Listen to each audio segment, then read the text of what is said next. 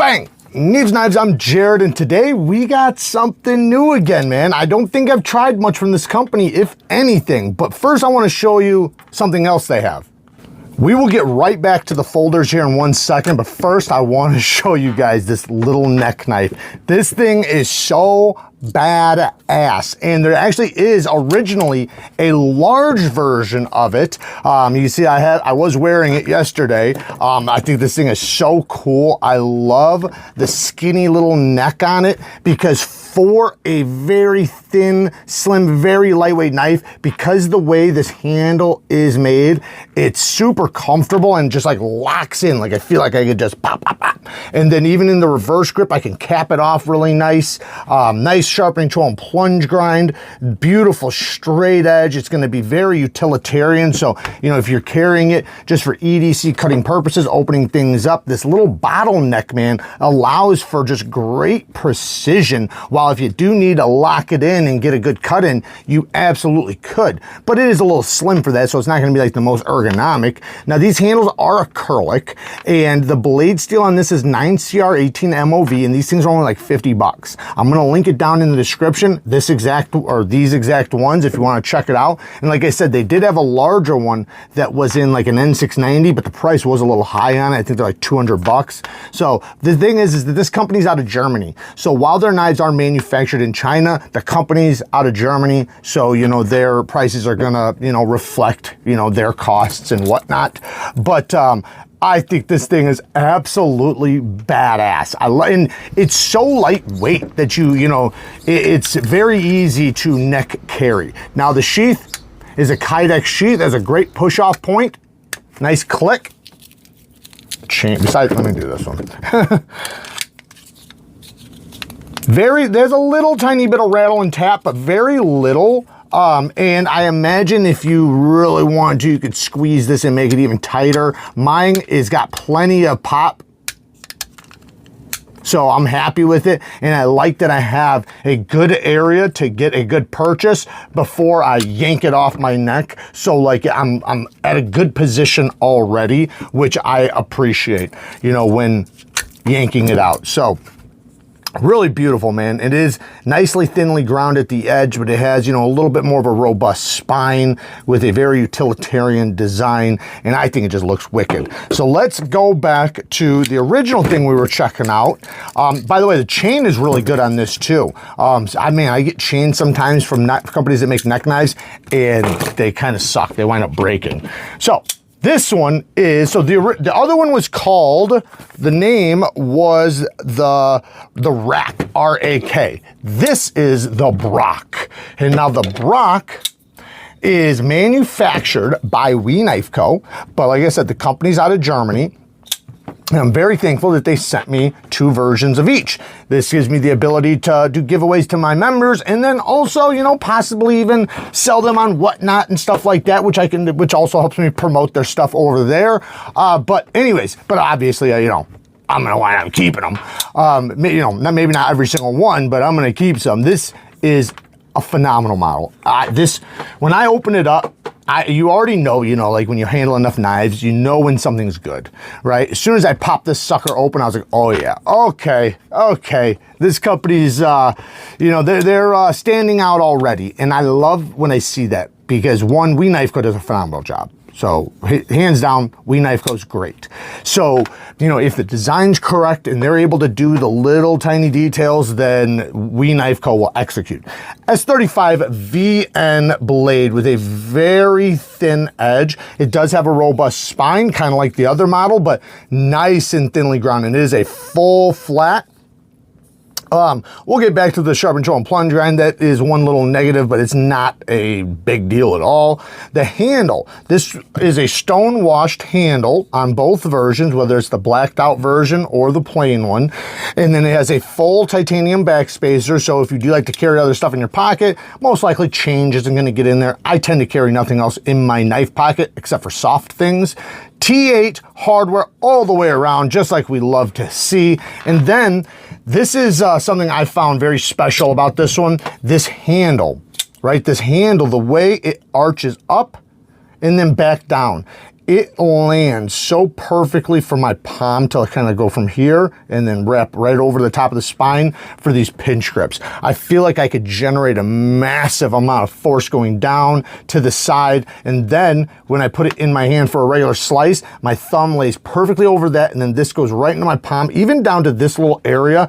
It's like perfect in my hand. It feels extremely good. Now my finger does kind of land on this part right there if I smash it, but when I comfortably just grab it, my finger actually smashes, or the pointer finger smashes in this spot a little wider, and then this lands right on the spot I'd want it to, and it feels really good. It feels like I can get a very powerful slice, and the blade being that, you know, it cants down right there, even though the edge slightly, well, not trails, but it goes up. It has a great ability to deliver tons of force down into a utility cut. And then with a straight edge, and especially when you're like this, how it slants forward, you're gonna trap material. So it's gonna slice very similar to like a recurve or something like that, but then have the utilitarianness of a Wharncliffe. The action. Because the flipper tab sits a little bit low relative to the center of the pivot, you would think that it wouldn't be a great detent, but my goodness, did they do a great job on executing the power or the amount of tension and the size of the ball. The detent is phenomenal. And you have this straight back area for a beautiful light switch. It just feels so natural.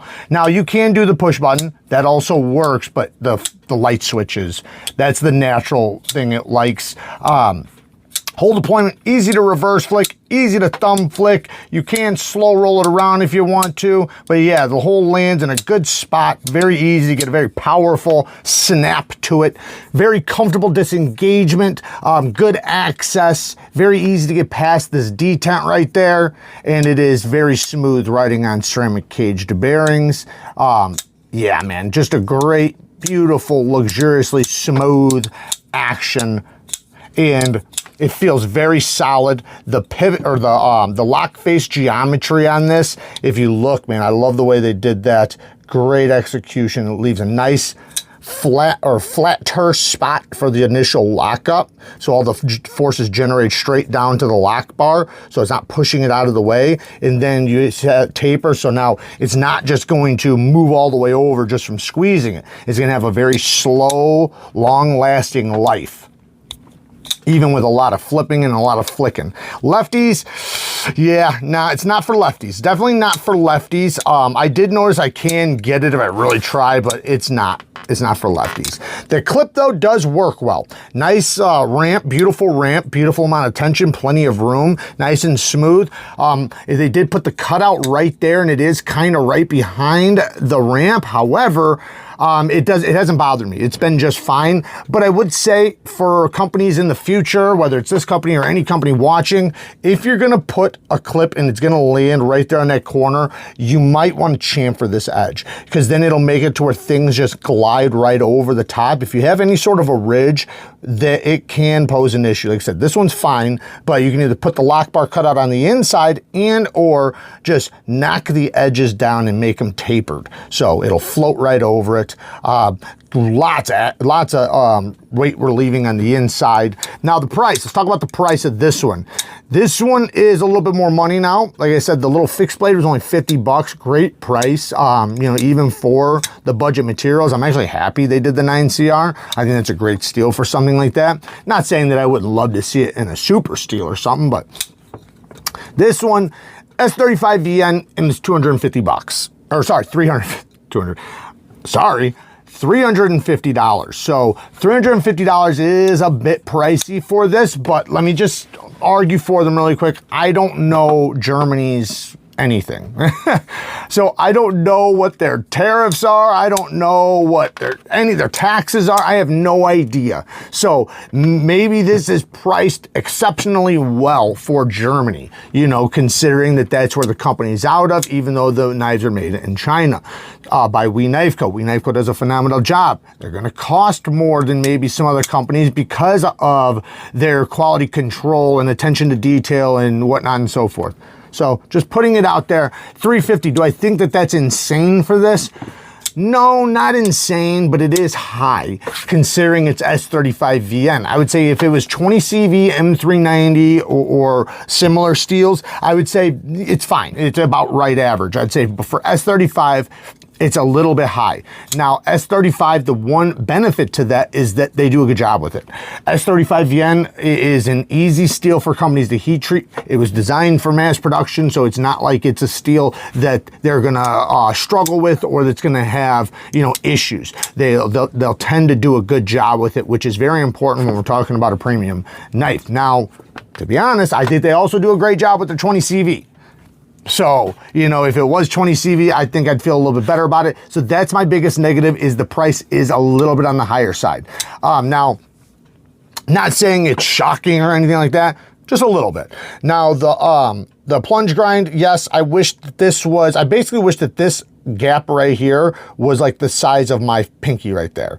So then the edge would start right here, which would create a separation from the plunge grind to the edge. They did give you a little bit, so you do have some steel to remove, so you're not gonna make a smile for a couple sharpenings, but eventually you will, and you know, eventually this will be just a straight line, which, you know, I guess you could always just put your own in at that point, so not that big of a deal if you know how to use a Dremel.